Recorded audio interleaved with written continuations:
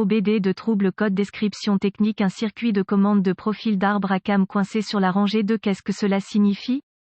Il s'agit d'un code d'anomalie de diagnostic DTC du groupe motopropulseur générique et s'applique généralement aux véhicules OBDII. Les véhicules concernés peuvent inclure, mais sans s'y limiter, Volvo, Chevrolet, Ford, Dodge, Porsche, Ford, Land Rover, Audi, Hyundai, Fiat, etc. Bien que génériques, les étapes de réparation exactes peuvent varier selon l'année, la marque, le modèle et le groupe motopropulseur configuration. L'arbre à cam est responsable des positions des soupapes. Il utilise un arbre avec des lobes intégrés dans la conception à une mesure spécifique, selon le fabricant du moteur et le modèle pour, lorsqu'il est correctement synchronisé mécaniquement, ouvrir et fermer les soupapes avec précision à la quantité, vitesse optimale. Le vilebrequin et l'arbre à cam sont reliés mécaniquement en utilisant différents styles, par exemple courroie, chaîne. Dans la description du code, il mentionne le Esperluette cote, profil Esperluette cote, de l'arbre à cam. Ce à quoi il se réfère ici, c'est la forme ou la rondeur du lobe. Certains systèmes utilisent ces lobes réglables. Je vais l'appeler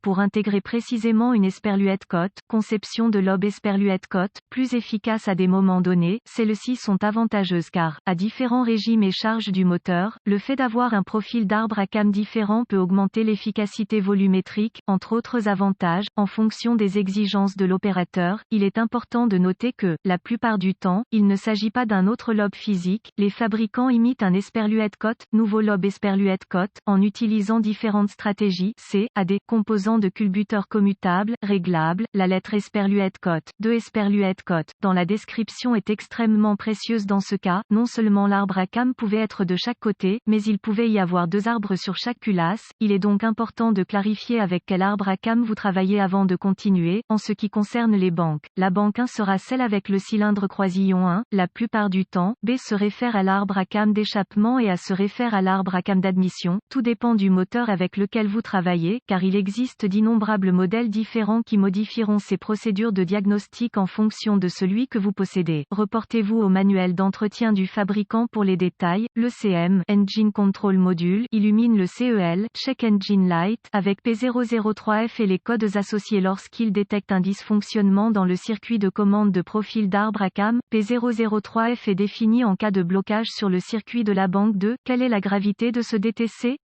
La gravité est définie sur moyenne. Cela dit, il s'agit d'un guide général. En fonction de vos symptômes et défauts particuliers, la gravité variera considérablement. D'une manière générale cependant, tout problème hydraulique ou quoi que ce soit à voir avec les systèmes de moteur interne, j'ai tendance à recommander de réparer le problème dès que possible. Ce n'est pas vraiment une zone du véhicule que vous souhaitez négliger, alors faites-le diagnostiquer et réparer par un professionnel si vous le devez. Quels sont certains des symptômes du code? Les symptômes d'un code de panne P003F peuvent inclure faible puissance, conduite médiocre, économie de carburant réduite, réponse de l'accélérateur anormale, réduction générale de l'efficacité, bande de puissance modifiée. Quelles sont certaines des causes courantes du code? Les causes de ce code P003F peuvent inclure manque d'entretien de l'huile, huile incorrecte, huile contaminée, solénoïde d'huile défectueux, vanne coincée, fil cassé, court-circuit interne ou mécanique, problème d'ECM, module de commande du moteur. Quelles sont les étapes de dépannage du P003F?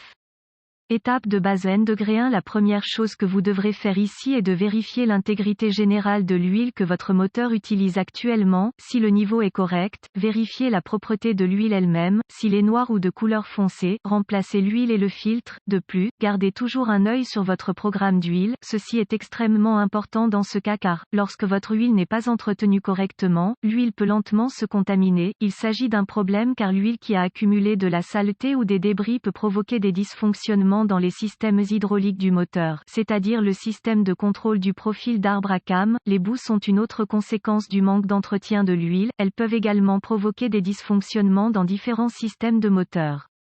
Cela dit, reportez-vous à votre manuel de service pour les horaires et comparez avec vos enregistrements de service très importants. Remarque, utilisez toujours la viscosité d'huile recommandée par le fabricant. Une huile trop épaisse ou trop mince peut causer des problèmes en cours de route, alors assurez-vous avant d'acheter de l'huile. Étape de base degré 2. Localiser le faisceau, les fils et les connecteurs utilisés dans le circuit de commande du profil d'arbre à cam. Vous devrez trouver un schéma de câblage pour faciliter l'identification des fils. Les diagrammes se trouvent dans le manuel d'entretien spécifique à votre véhicule. Vérifiez tous les fils et faisceaux pour tout signe de dommage ou d'usure. Les connexions doivent également également être inspecté au niveau du connecteur. Il est courant que les connecteurs se détachent en raison des onglets cassés, surtout ces connecteurs, car ils sont soumis à des vibrations constantes du moteur. Remarque, c'est une bonne idée d'utiliser un nettoyant pour contacts électriques sur les broches et les connexions pour faire de la connexion et du retrait des connecteurs un jeu d'enfant pendant que vous travaillez dessus et pour l'avenir également.